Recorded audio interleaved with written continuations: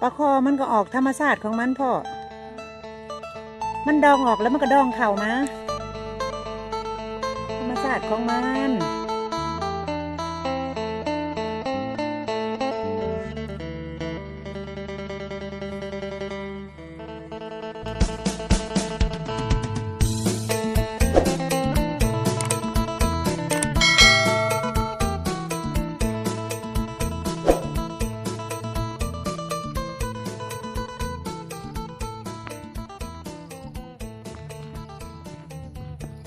เข่าของพ่อก็ออกรวงหมดแล้วนะคะ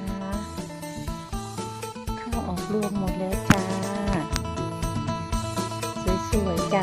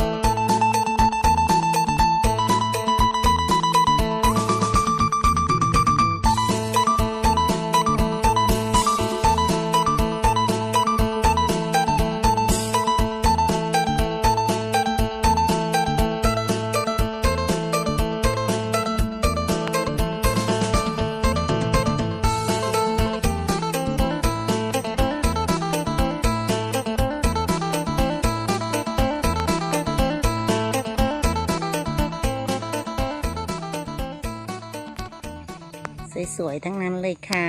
ต้นกล้วยมีแต่ต้นอ้วนๆต้นอ้วนๆนะคะค่ะข้าวหอมมะลิกำลังออกนะคะยังออกไม่หมดเท่าไหร่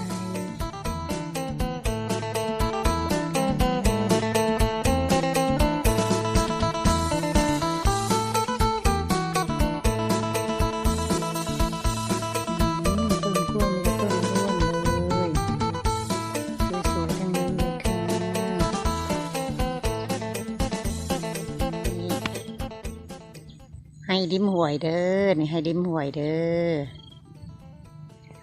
อนี่ขายน้อยน้ำขายของพ่อค่ะนี่นะ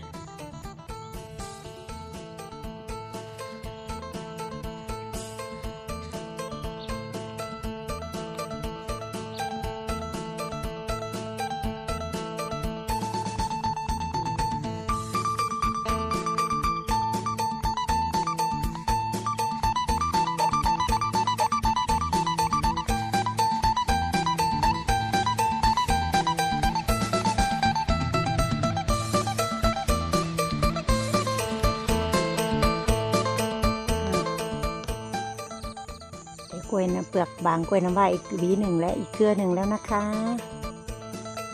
กล้วยน้ำว้าโอเคนะคะกำลังออก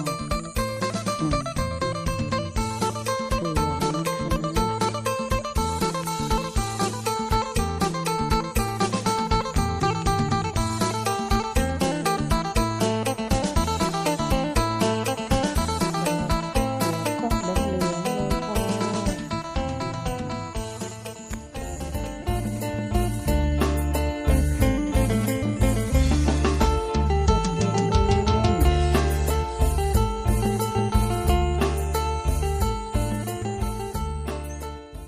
สวนน้ำในบ่อ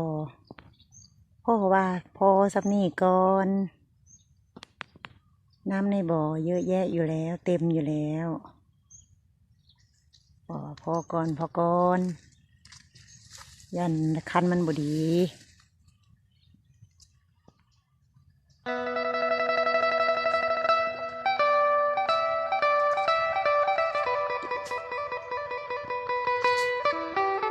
เ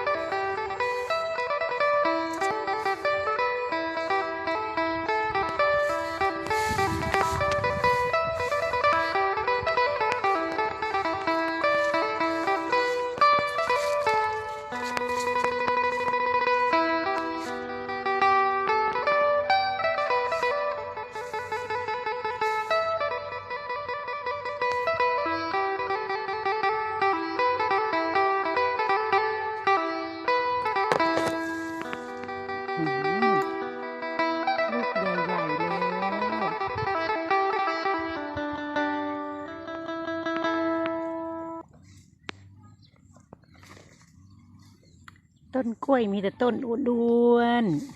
ๆสวยๆทั้งนั้นเลยค่ะ